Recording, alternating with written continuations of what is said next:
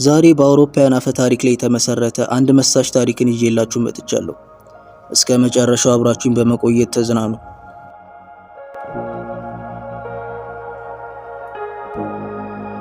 በፊልሙ መጀመሪያ ላይ ከብዙ ዓመታት በፊት የነበረ የአንድ ንጉስ ቤተ መንግስት ይታያል።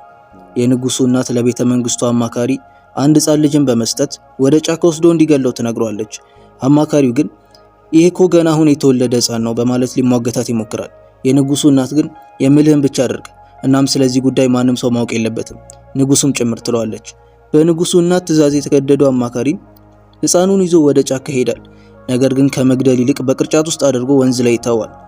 ኋላም በወንዙ ጅረት የተወሰደው ያ ቅርጫት ትንሽ ራቅ ብሎ ወደሚገኝ የአንድ አትክልተኛ ቤት አጠገብ ይደርሳል። የሕፃኗን ድምጽ የሰማችው የአትክልተኛው ሚስትም ወደ ወንዙ ቀርባ ቅርጫቱን ከነፃና ከወንዙ ውስጥ ታውጣና ለባሏ ከዚህ ወንዝ 2 ወንዶችን አግኝተናል፣ አሁን ደግሞ ይቺን ጨቅላ ልጅ በፈጣሪ በረከት አግኝተናል፣ ስሟንም ሊና እንላታለን ትላለች። ከዚህ በኋላ 12 ዓመታት ያልፋል። ሊና አሁን የ12 ዓመት ልጅ ሆናለች። እሷም የእንጀራ እናቷ እሷን ወዳመጣችበት የወንዙ ዳርቻ ውሃ ለመቅዳት ትመጣለች።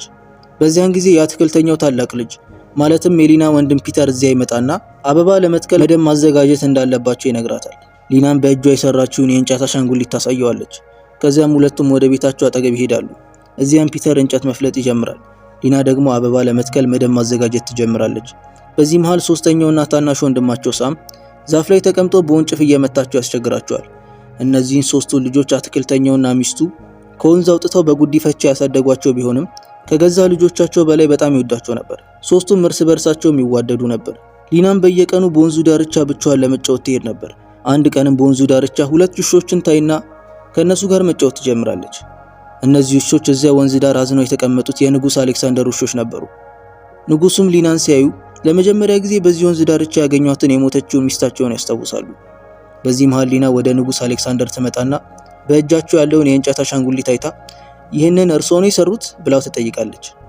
ንጉሱም አይ ይህንን የእንጨት አሻንጉሊት የሰራችው ባለቤቴ ነበረች፣ አሁን ግን በህይወት የለችም ይሏታል።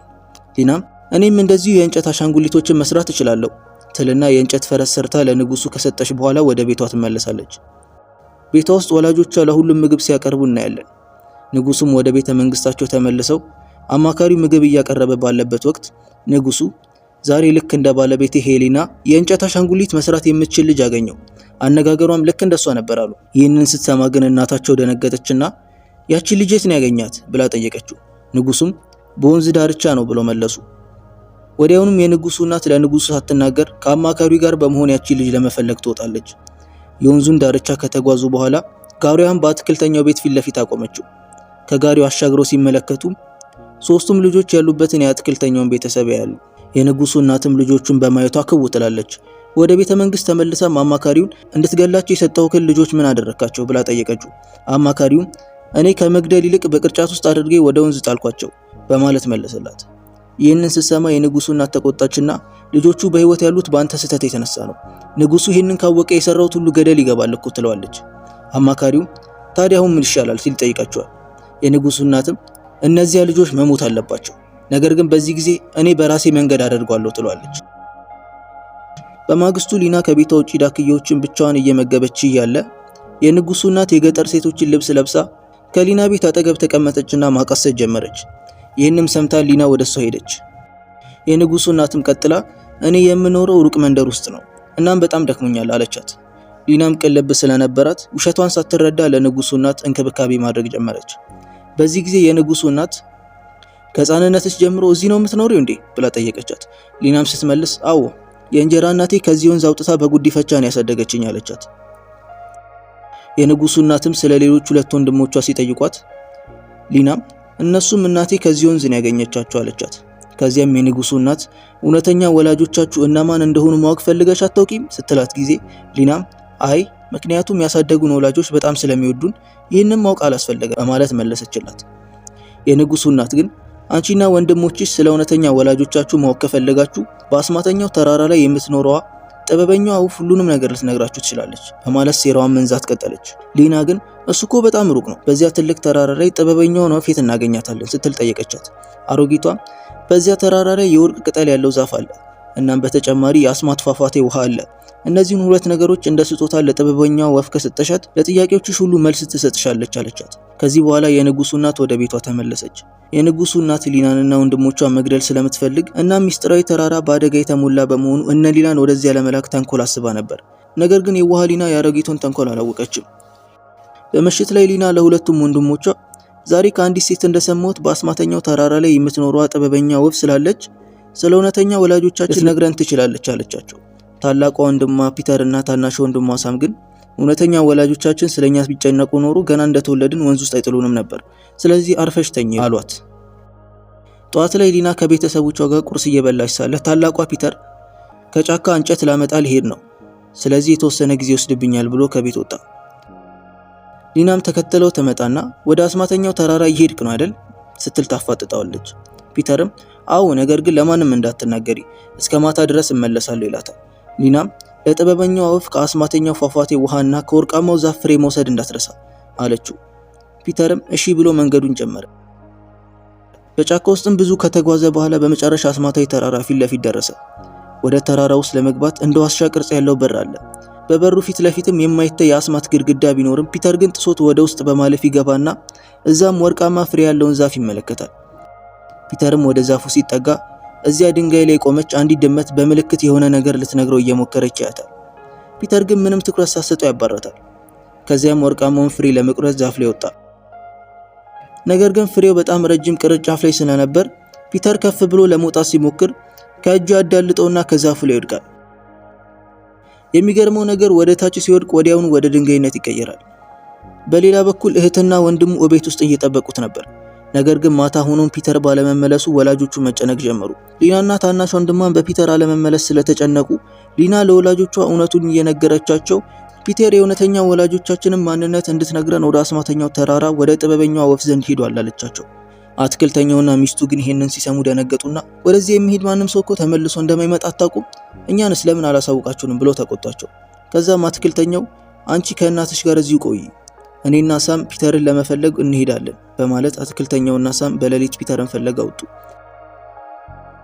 እየተጓዙም ጠዋት ሆነና ሁለቱም አስማታዊ ተራራ በር ላይ ደረሱ። አትክልተኛውም ሳምን እዚያው እንዲቆይ ነግሮት በበሩ በኩል ወደ ተራራው ውስጥ ለመግባት ሞከረ። ነገር ግን በማይታየው ግድግዳ ምክንያት ወደ ውስጥ መግባት አልቻለም። ነገር ግን የሚገርመው ሳን ያንን የማይታይ አስማታዊ ግድግዳ አልፎ መግባቱ ነበር። አባቱም ይህንን ሲያይ ተገርሞ በሙሉ ኃይሉ በማይታየው ግድግዳ ውስጥ ለማለፍ ሞከረ። ነገር ግን ግድግዳው አሁንም ወደ ኋላ ይገፋው ነበር። በሌላ በኩል ሳም ወርቃማ ፍሬ ወዳለው ዛፍ ደረሰ። ወደ ዛፉ ሲሄድ ድንጋይ በሆነው ፒተር ላይ የተቀመጠችው ድመት ለሱም የሆነ ነገር ልትነግረው ሞከረች። ሳም ግን እሱም ትኩረት ሳይሰጣት አባረራት። ከዚያም በወንጭፍ ወርቃማውን ፍሬ ቆርጦ ይዞት ወደፊት ተጓዘ። ጥቂት ርቀት ከተጓዘ በኋላ የአስማት ፏፏቴ ያለበትን ተራራ አየ። እዚያ አንድ ንስር ያንዣብብ ነበር። ንስሩም ለሳም በምልክት የሆነ ነገር ሊነግረው እየሞከረ ነበር። ነገር ግን ሳም አሁንም በቸልተኝነት አስማታዊን ውሃ ለመውሰድ ወደ ተራራው መውጣት ጀመረ። ተራራው ግን በጣም ከፍተኛ ስለነበር ሳም ግማሽ መንገድ ላይ ሲደርስ እግሩን አዳልጦት ወደ ታች ወደቀ።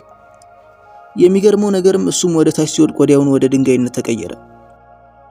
በሌላ በኩል ንጉሱ ሊናን ለማግኘት ወደ ቤቷ ሄዱ። ነገር ግን እዚያ ማንም አልነበረም።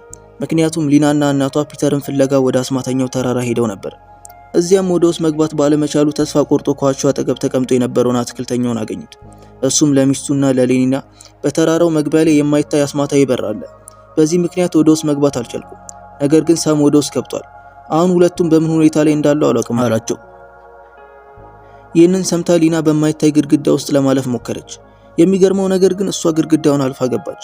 እዚያም እንደደረሰች ወደ ወርቃማው ዛፍ ሄደች። ድመቷን በተመሳሳይ ወደ እሷ መጣች። ሊና ግን ከማባረር ይልቅ አቅፋ አሻሸቻትና ሁለት ወንዶችን አይተሻል? ሁለቱም ወንድሞቼ ናቸው ብላ ጠየቀቻት። ድመቷም ወደ ድንጋዩ ስለጠቆመቻት በዚህም ሊና ፒተር ወደ ድንጋይነት እንደተቀየረ ትረዳለች። ሊናም ቀጥላ ዛፍ ላይ መውጣት ስላልቻለች ድመቷን ወርቃማውን ፍሬ እንድትቆርጥላት ጠየቀቻት። ድመቷም ዛፉ ላይ ተንጠላጥላ ወጣ ወርቃማውን ፍሬ ቆርጣ መጣችላት። አሁን ሊና ድመቷን አቅፋ መንገዷን ቀጠለችና የአስማት ፏፏቴ ወዳለበት ቦታ ደረሰች። ነገር ግን ፏፏቴው አንድ ንስር በሚያንዣብብበት ከፍተኛ ተራራ ላይ ነበር። ሊናም ንስሩን በፍቅር ወደ እሷ ጠርታ እዚህ አካባቢ ወንድ ልጅ አይተሃል ብላ ጠየቀችው። ንስሩም ድንጋይ በሆነው በሳም ላይ ተቀመጠ። ሊና አሁንም ሁለተኛው ወንድሟ እዚህ ድንጋይ እንደሆነ ትረዳለች። ስለዚህ ንስሩን የፏፏቴውን ውሃ እንዲያመጣላት ለመነችው። እናም ንስሩም ተስማምቶ ጠርሙሷን ወስዶ ከተራራው ላይ ያለውን አስማታዊ ውሃ መጣላት። ሊናም አመስግናው መንገዷን ቀጠለች። በቀጣዩ ትዕይንት ንጉስ አሌክሳንደር በቤተ መንግስታቸው ውስጥ ይታያሉ። እናታቸውም የጎረቤት ሀገር ንጉስ ልጁን ሊደርልህ ይፈልጋል፣ ስለዚህ ዝግጅት ጀምር ትሏለች። ንጉሱ ግን ባለቤቴ ከሞተች 12 ዓመታት አልፈዋል፣ አሁንም ድረስ ወዳታለሁ። በእነዚህ 12 ዓመታት ሌላ ካላገባው አሁን እንዴት አገባለሁ ብለሽ ታስቢያለሽ ይላታል። እናቱም እና እስከ መቼ ድረስ ነው በሚስት ትዝታ ያዘንክ የቀረውን ህይወትን የምታጠፈው? ያለፈው አልፏል። ይህንን ሰምቶም ንጉሱ በእናቱ ላይ ተቆጣና እሷ የገበሬ ልጅ ስለነበረች በምንም አይነት እንደ ምራትሽ አልተቀበልሻትም ነበር። አሁን ግን ስለኔ ተጨነቅሽ፣ እኔ ማንንም አላገባም ብሎ በቁጣ ገለጸላት። በሌላ በኩል በአስማተኛው ተራራ ላይ እየተጓዘች ያለችው ሊና ብዙ ወፎች ወዳሉበት ዛፍ ደረሰች። ወፎቹንም ከእናንተ መካከል ጥበበኛዋ ወፍ የትኛዋ ናት ስትል ጠየቀቻቸው። ሁሉም ወፎች ግን እኔ ነኝ ጥበበኛዋ ወፍ አሉ። ይህንን ስትሰማ ሊና ግራ ተጋባችና ጥበበኛ ወፍ ሁልጊዜ እውነትን ትናገራለች፣ ሁላችሁም ራሳችሁን ጥበበኛ ወፍ እያላችሁ ነው፣ ይህ ማለት ሁላችሁም እየዋሻችሁ ነው ማለት ነው። ስለዚህ ከእናንተ መካከል የትኛውም ጥበበኛ ወፍ ሊሆን አይችልም አለቻቸው። በዚህ ጊዜ በአጠገቧ ባለው ዛፍ ላይ ብቻዋን የተቀመጠች አንዲት ወፍ አየች። ሊናም ጥበበኛ ወፍ አንቺ ነሽ አይደል አለቻት። እሷም አዎ አንቺ በጣም ብልጥ ነሽ፣ ግምትሽም ትክክል ነው አለቻት። ስለዚህ ሊና የወርቅ ዛፉን ፍሬና የአስማተኛ ፏፏቴውን ውሃ እንደ ስጦታ ሰጠቻት። በዚህም ጥበበኛ ወፍ ተደሰተች። ሊናም ቀጥላ ሁለቱም ወንድሞቼ ድንጋይ ሆነዋል፣ እንዴት ነው የሚድኑት ስትል ጠየቀቻት። ጥበበኛው ወፍም በጠርሙስሽ ውስጥ ያለውን የአስማት ፏፏቴ ውሃ በድንጋዩ ላይ ብትረጭ ሁለቱም እንደገና ሰው ሊሆኑ ይችላሉ አለቻት። ይህንን ስትሰማ ሊና የአስማት ውሃውን ይዛ ወደ ፏፏቴው ተራራ ሄደች እና ንስሩ ባሳየት ድንጋይ ላይ አስማታዊውን ውሃ ረጨችው። በዚህም ሳም እንደገና ወደ ሰውነት ተመለሰ። ከዚህ በኋላ ሁለቱም ከወፏ ጋር ወደ ወርቃማው ዛፍ ሄዱ። እዚያም ሊና ድመቷ ባሳየቻት ድንጋይ ላይ ውሃ ረጨች። በዚህም ፒተርም እንደገና ሰው ሆነ። ፒተርም ተደስቶ እህቱን አቀፋት። ከዚያም ሶስቱም ወንድማማቾች ጥበበኛው ነፍስ እውነተኛ ወላጆቻችን እነማን ናቸው ብሎ ጠየቋት። ወፏም ትንሽ ካሰበች በኋላ እውነተኛ ወላጆቻችሁ ንጉስ አሌክሳንደርና ባለቤቱ ናቸው ብላ ነገረቻቸው። አሁን ሊና ታዲያ ለምን እንደተወለድን ጣሉን ብላ ጠየቀቻት። ጥበበኛው ወፍም የጣሏችሁ ወላጆቻችሁ ሳይሆኑ አያታችሁ ናቸው፣ እቅዷ እናንተን መግደል ነበር አለቻት። ይህንን ሲሰሙ ሶስቱም በጣም ተገርመው ለምን እንደዚህ አይነት የዘቀጠ ስራ ሰራሽ ብለው ወፏን ጠየቋት። ወፏም ንጉስ አሌክሳንደር ከአንዲት የገበሬ ልጅ ማለትም ከእናታችሁ ጋር ፍቅር ይዞት ነበር፣ ሁለቱም በጣም ይዋደዱ ነበር። እናም ንጉሱ ከፈቃዷ ውጪ የእናንተን እናት አግብቶ ነበር አለቻት። በዚህ ምክንያት አያታችሁ በጣም ተናዳ ነበር፣ ምክንያቱም ንጉሱን ለልዕልት ልድረው ትፈልግ ነበር። ስለዚህ እናታችሁን ከመንገድ ለማስወገድ እቅድ አወጣች። እናም ልክ እንደተወለዳችሁ አያታችሁ ሰዎቿ እናንተን ወደ ጫካ ወስደው እንዲገሏችሁ አዘዘች። ከሶስታችሁ መካከል ማንም በህይወት እንደተረፈ ንጉሱና ንግስቲቱ አንድም ጊዜ እንዲያውቁ አላደረገችም። ልጆቹም እንደተወለዱ ሞቱ እያለች ለንጉሱና ለንግስቲቱ የሐዘን ብስራት ትነግራቸው ነበር። በዚህም ንግስቲቱ በጣም ታዝን ነበር። ይህንን ሲሰማ ሊና ታዲያ እናታችን በዚህ ሐዘን የሞተችው ብላ ጠየቀቻት። ወፏም አልሞተችም፣ አሁንም በህይወት አለች አለቻት። ይህንን ሰምታ ሊና ለወፏ ንጉሱ እኮ ንግስቲቱ ሞታለች ብሎኛል አለቻት። ወፏም ምክንያቱም እሱም ንግስቲቱ በህይወት መኖሯን ስለማያውቅ ነው፣ እናቱ የሞት አስክሬን አሳይታት ንግስቲቱ ሞታለች ብለው ነበር አለቻት። ይህንን ሁሉ ካወቀች በኋላ ሊና ከሁለቱም ወንድሞቿ ጋር እውነቱን ለንጉሱ ለመንገር መሄድ ጀመረች። ወፏም ገና ንግግሬን አልጨረስኩም፣ አሁንም ሌላ አንድ ማወቅ ያለባችሁ ሚስጥር አለ አለቻቸው። ነገር ግን ሶስቱም ቸኩለው ስለነበር የጥበበኛውን ወፍ ሙሉ ንግግር ሳይሰሙ በግድግዳው በኩል ወደ ተራራው ተመልሰው ወጡ። እዚያም አትክልተኛውና ሚስቱ ልጆቹን እየጠበቁ ነበር። እናም ልጆቹን በሰላም ሲያዩ ተደሰቱ። ሊና ቀጥላ ለእንጀራ ወላጆቿ ጥበበኛው ወፍ ንጉሱ አሌክሳንደርና ንግስቲቱ እውነተኛ ወላጆቻችን እንደሆኑ ነግራናለች፣ እንዲሁም ንግስቲቱ አሁንም በህይወት እንዳለች ተናግራለች። ስለዚህ ይህንን ዜና በተቻለ ፍጥነት ለንጉሱ ማድረስ አለብን አለቻቸው። አትክልተኛውና ሚስቱም በልጆቹ ሐሳብ ተስማሙ። በቤተ መንግስት ውስጥ የንጉሱ እናት አሁንም ንጉሱ ሌላ ሴት እንዲያገባ እየነዘነዘችው ነበር። በሌላ በኩል እነ ሊና በፈረስ ጋሪ ተሳፍረው ወደ ንጉስ አሌክሳንደር ቤት ደረሱ። እዚያም አትክልተኛውና ሚስቱ ውጭ ሲቆዩ ሶስቱም ልጆች ወደ ቤተ መንግስቱ ገቡ። አማካሪውም እነዚያን ሶስት ልጆች አይቶ የእናንተ የሶስታችሁም ወንጀለኛ እኔ ነኝ እያለ ተንበርክኮ ይቅርታ ጠየቃቸው። ከዚያም ልጆቹን ወደ ንጉስ ወሰዳቸው። ሶስቱንም በቤተ መንግስቱ ውስጥ አይታ የንጉሱ እናት ደነገጠችና እናንተ እንዳሆች ማን ወደዚህ ቤተ መንግስት አስገባችሁ አለቻት። ነገር ግን ንጉሱ አቋርጧት ሊናን ምንድነው ነገሩ ብሎ ጠይቃት። ሊናም እኛ ሶስታችንም የእርሶ ልጆች ነን አለቻቸው። አሮጊቷም እነዚህ ልጆች እየዋሹ ነው አለች። ሊናም ቀጥላ የአስማተኛው ተራራ ጥበበኛው እውነቱን ነግራናለች። እናቱ እኛን ለማስገደል ወደ አስማት ተራራው ልካን ነበር፣ ነገር ግን እኛ ሶስታችንም እንደገና ተረፍን አለችው። ይህንን ሲሰማ ንጉሱ በእናቱ ላይ ተቆጣና ጠንቋይ እንኳን አንድ ቤት አልፋ ነው የምታጠቃው፣ አንቺ ግን ይህን ያህል ጨካኝ ትሆኛለሽ ብዬ አልጠበቅኩም ነበር አላት። ከዚያም ሊና ቀጥላ ወፏ ንግስት እናታችን አሁንም በህይወት አለች ብላለች ስትል ለንጉሱ ነገረችው። ይህንን ሲሰማ ንጉሱ እናቱን ባለቤት የት ናት ብሎ ጠየቃት። እናቱም ሚስትህን ከመንገድ ለማስወገድ እርግማን ስላለብህ ልጆችህ እንደተወለዱ ይሞታት ብያት ነበር። እናም ግን ከአስማት ተራራው ወርቃማ አበባና አስማታዊ ፍሬ ካመጣሽ እርግማኑ ይጠፋት ብያት ነበር። እቅዴ ሰርቶም እሷ ወደ አስማት ተራራው ሄደች፣ ከዚያም አልተመለሰችም አለችው። ንጉሱም ተናዶ ለዚህ ነው እኔን ለማሳመን የሞት አስክሬን አሳይተሽኝ ንግስቲቱ ሞታለች ያልሽኝ? አይንን ጨፍኛ አመንኩሽ፣ ይሄውም የኔ ስህተት ነበር አላት። ከዚያ በኋላ ንጉሱ ወታደሮችን እናቱን ወደ እስር ቤት እንዲያስገቧት አዘዘ። ከዚያም ከልጆቹ ጋር ወርቃማው ዛፍ አጠገብ ወዳለችው ጥበበኛ ወፍ ሄደ። ቀጥሎም ንጉሱ ባለቤቴ የት ናት ብሎ ጠየቃት። ወፏን በአንድ ድንጋይ ላይ ተቀምጣ ንግስቲቱ ይቺ ናት ብላ ነገረችው። አሁን ሊና በዚያ ድንጋይ ላይ የሚያስማት ውሃውን አረጨችው። በዚህም ንግስቲቱም ሰው ሆነች። ንግስቲቱን መልሶ በማግኘቱ ንጉሱ ተደሰተና ላለፉት 12 ዓመታት ልቤ በእርግጥ እንደማገኘሽ ይነግረኝ ነበር አላት። ቀጥሎም ንጉሱ ከልጆቻቸው ጋር አስታወቃት። ከዛም የንጉሱ እናት እስር ቤት ገባች። በዚህኛው በኩል ደግሞ ሁሉም ልጆች ንጉሱና ንግስቲቱም ወደ አትክልተኛው ቤት ሄዱ። ልጆቹም ቀጥለው የምንረሳችሁ መስሏችሁ ነበር እንዲህ አሏቸው። ንጉሱና ንግስቲቱም ለአትክልተኛውና ለሚስቱ ምስጋና አቅርበው ልጆቻችንን ተንከባክባችሁ በማሳደግ በእኛ ላይ ላደረጋችሁት ውለታ እዳውን በህይወታችን ሙሉ መክፈል አንችልም። ስለዚህ ከእንግዲህ ከኛ ጋር በቤተ መንግስት ውስጥ መኖር አለባችሁ አለችው። በንጉሱና በልጆቹ ጥያቄ አትክልተኛውና ሚስቱም ተስማሙ። በዚህ መልኩ ፊልሙ እዚህ ላይ ያበቃል። ታሪኩን ከወደዳችሁት ቪዲዮውን ላይክ እናም ቻናሉን ሰብስክራይብ በማድረግ ይደግፉን።